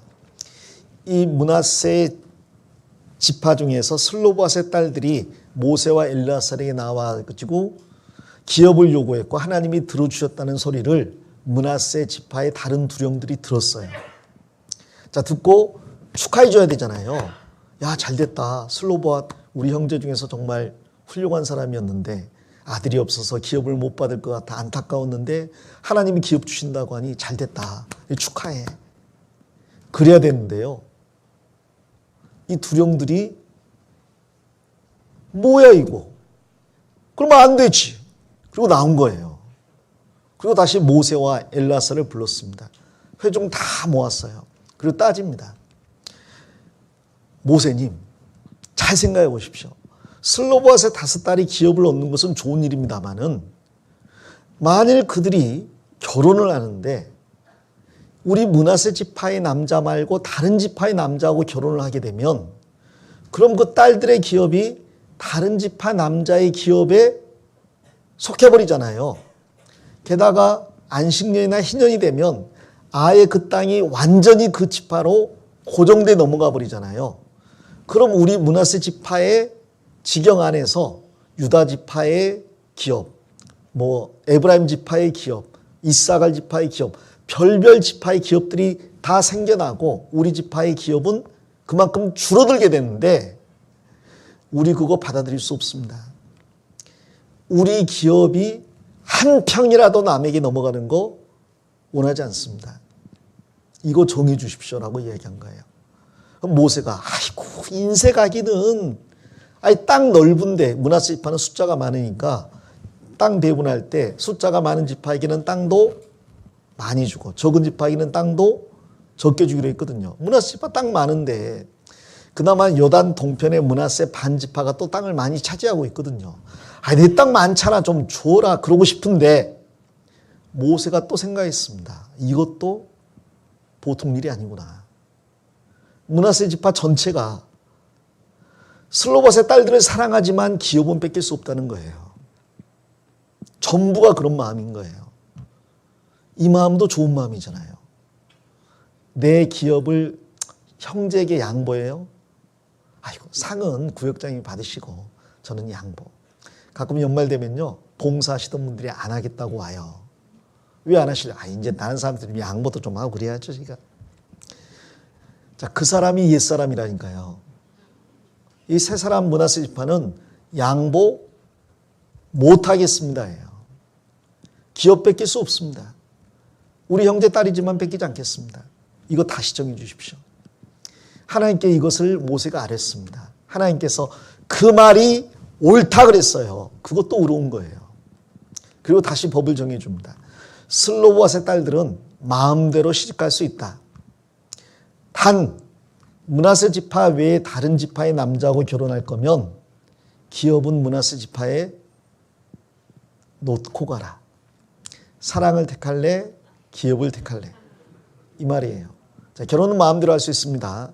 다른 지파와 결혼할 거면 기업을 놓고 가라고 그런 거예요. 슬로봇의 5딸에게 전달해야 되잖아요. 모세가 그들을 불렀습니다. 하나님께서 말씀하셨는데 너희 두 형들의 이야기를 듣고 너희들은 임으로 시집갈 수 있지만 만일 다른 지파하고 결혼할 거면 기업을 줄 수는 없단다. 만일 기업을 얻고 싶다면 같은 지파의 남자하고 결혼해라. 므낫세 지파 남자는 다 안경 쓰고 못생기고 뚱뚱해요. 그러니까 그런 남자하고 결혼하든지 기업을 두고 가든지 어떻게 하는 게 좋을까요? 가나안 땅 아직 들어가지도 않았고 기업이 얼마나 좋은지 넓은지 아직 모르잖아요. 불확실한 미래의 것을 잡는 게 나아요? 확실한 현재의 것을 잡는 게 나아요? 나는 사랑을 택할래요. 뭘 택할래요? 봅시다. 36장 10절입니다. 슬로봇의 딸들이 여호와께서 모세에게 명하신 대로 행하니라. 슬로봇의 딸 말라와 디르사와 호글라와 밀가와 노아가 다 그 아비 형제의 아들들에게로 시집가되 그들이 요셉의 아들 므낫세 자손의 가족에게로 시집간 거로 그 기업이 그 아비 가족의 지파에 여전히 있었더라. 5명이 한결같이 뭐라고 해요? 예, 그럼 우리는 므낫세 지파의 남자들하고만 결혼하겠습니다. 아니 언니 사랑하는 남자가 유다 지파에 있다면서 됐어. 나는 땅을 차지할 거야. 로맨틱하진 않죠. 그러나 그게 의로운 겁니다. 여러분 세상 남자가요 멋져요. 잘생겼어요. 직장도 좋아요. 젠틀하고 아내를 배려할 줄 아는 성품을 가진 것 같아요. 그 남자와 결혼하면 행복하죠. 다만 구원을 안 받았을 뿐. 그럼 무슨 생각이냐면 차차 구원받게 하죠 뭐. 문제는 구원받는 건 성령께서 주관적으로 임으로 하시는 겁니다. 사람이 할 수 있는 게 아니에요. 그리고 이방인과 결혼하는 것은 애초에 하나님 말씀에 불순종하는 건데 불순종하면서 복을 받을 수는 없습니다.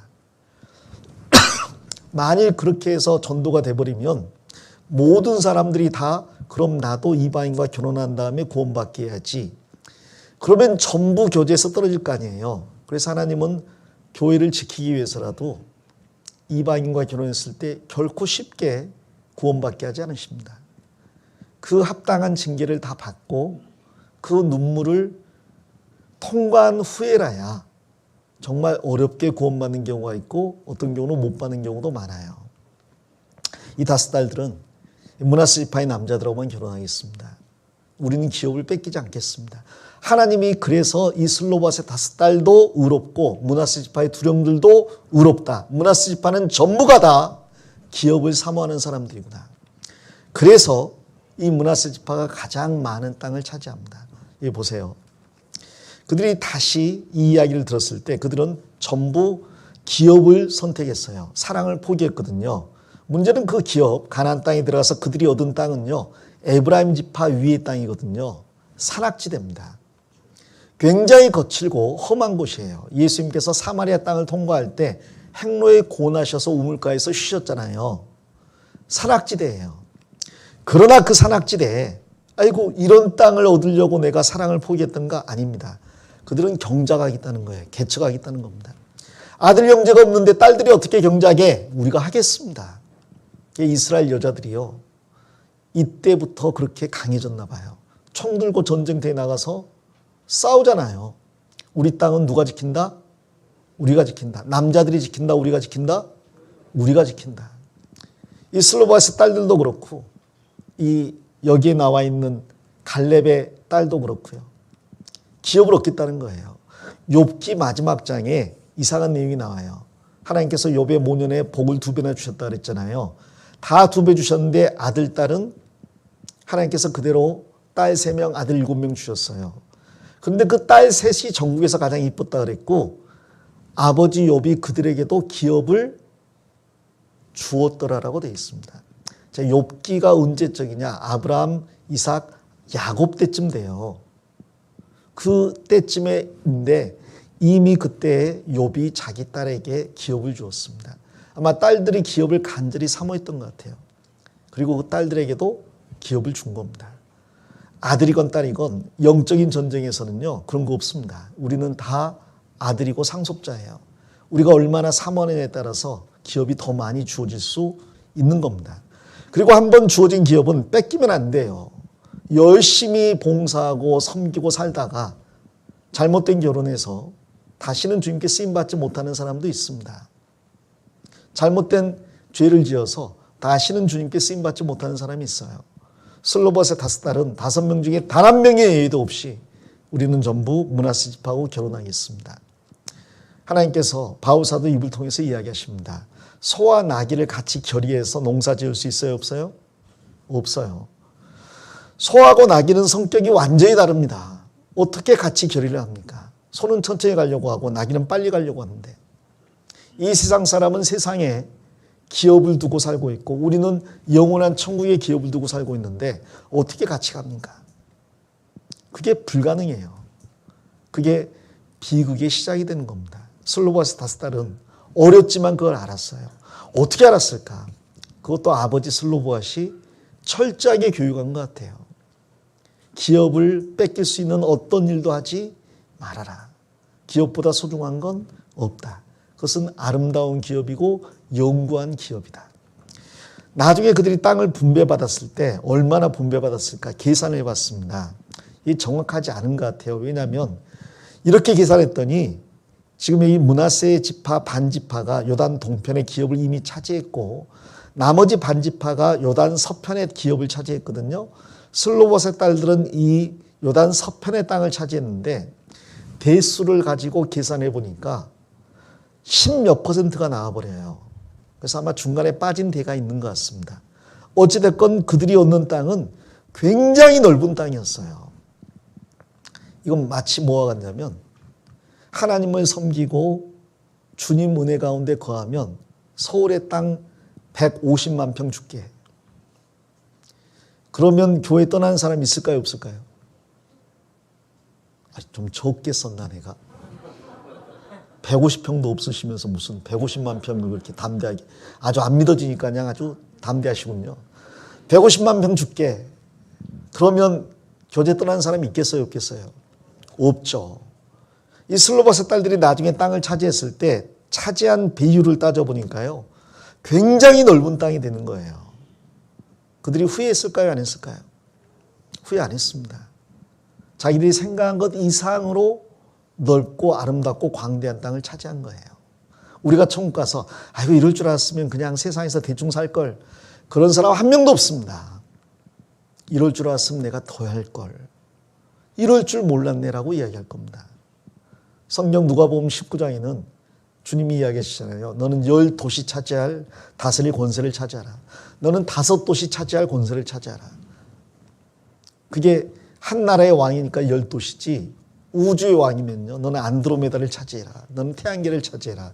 너는 일한 거 없으니까 지구 네 거야. 너는 아무것도 안 했으니까 미국 가자. 이렇게 나오는 겁니다.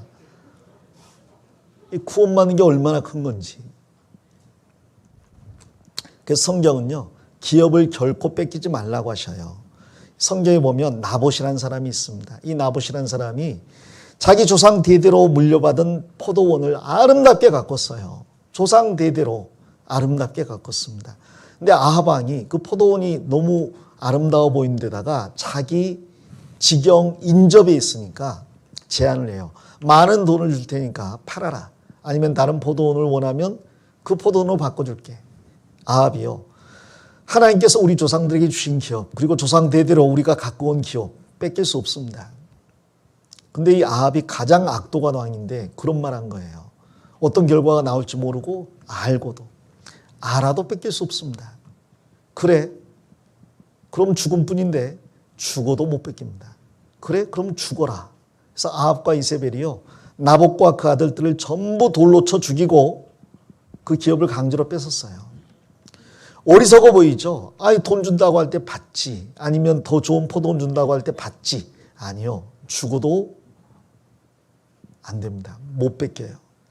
차라리 죽을지언정. 그들은 자기 기업을 지키려고 죽었어요. 그게 헛된 죽음일까? 아닙니다. 이 스데반은요, 돌 맞아 죽었잖아요. 돌 맞아 죽을 때 아이고, 내가 그런 말 안 할 걸 그랬을까요? 하나님께서 보고 계셨고 하나님 보좌 우편에 예수님이 벌떡 일어서서 첫 번째 순교자를 영접해 줬습니다. 신하가 들어오는데 왕이 일어선 거예요. 그 영광을 받기 때문에 하나님께 기도할 수 있었습니다. 하나님, 이 죄를 저들에게 돌리지 마옵소서. 기업은 결코 뺏기면 안 되는 거예요. 성경의 말씀이 신세대, 새 세대, 새 사람의 특징은 뭐냐? 기업을 간절히 구하고 얻은 기업을 개척하고 그것을 반드시 지켜내는 사람, 타인에게 넘기지 않는 사람. 그 사람들이 슬로바세 딸들이고 므낫세 지파였습니다. 므낫세 지파가 가장 많은 숫자가 늘어난 게 결코 우연이 아닌 거예요. 자, 하나님은 우리에게 엄청난 기업들을 주셨어요. 그거 뺏기면 안 됩니다. 나는 어떤 일이 있어도 교회 가운데 머물면서 기업을 차지해야 되겠다. 나는 새 사람 돼야 되겠다. 그 삶을 결심을 해야 됩니다. 나는 이 안에 거해야 되겠다. 자, 이스라엘 백성들이 40년 동안 광야에서 뺑뺑뺑 돌았습니다. 헛수고한 것 같지만 그들은 결국은 가나안 땅에 들어갔고 기업을 차지했어요. 신명기에서 모세가 세 편의 설교를 한 다음에 그 다음에 여호수아가 모세의 뒤를 잇고 이스라엘 백성을 가나안 땅에 데리고 가서 약속한 그대로, 아브라함에게 하나님이 창세기에 약속한 그대로 반드시 주시겠다고 한 기업을 줬습니다. 하나님은 약속을 지키십니다. 우리에게도 기업을 주시겠다고 했어요. 그 기업 우리가 반드시 얻어야 됩니다. 모세 죽고 이제 광야 생활이 끝나요. 이 광야 생활을 정리하면요, 잘 아시겠지만 이집트는 이 세상의 그림자고 바로는 마귀의 그림자입니다. 애굽에서 종살이하는 이스라엘 백성들은 죄의 종노릇하는 인간을 말하고요, 모세는 구원자 예수 그리스도를 이야기하죠. 유월절 출애굽은 어린 양 예수님의 피로 구원을 받았습니다. 홍해를 걷는 게 침례예요. 그리고 광야 생활 40년 동안은 그리스도인의 신앙생활인데 옛사람이 새사람으로 바뀌는 과정입니다. 그리고 새사람이 가나안 땅에 들어갔어요. 새사람이 천국에서 영원한 뭘 차지하는 거예요? 기업을 차지하는 겁니다. 여러분, 기업을 뺏기면 안 됩니다. 새사람이 되십시오. 간절히 기업을 사모하시고 그걸 위해서 해야 될 희생이 있다면 결혼이라도 포기하고 주님을 따라야 됩니다. 기도하겠습니다. 주님 감사합니다. 오늘 므낫세 지파의 모습을 통해서 새로운 삶을 살아가는 그리스도인의 모습을 살펴보았습니다. 우리가 이 땅에 마음 뺏기지 않고 하나님이 약속하신 크고 아름다운 기업이 있는 영원한 천국과 영광을 바라보게 도와주시옵소서. 이를 위해서 마땅히 희생해야 될 게 있고 수고해야 될 게 있다면 기쁜 마음으로 감당할 수 있게 도와주시옵소서. 무엇보다도 복음을 전파하는 삶을 살아가게 도와주시옵소서. 수양이를 위해서 기도하게 하시고 많은 영혼들을 위해서 준비하게 하시옵소서. 우리를 사랑하시는 예수님 이름 받들어 기도드립니다. 아멘.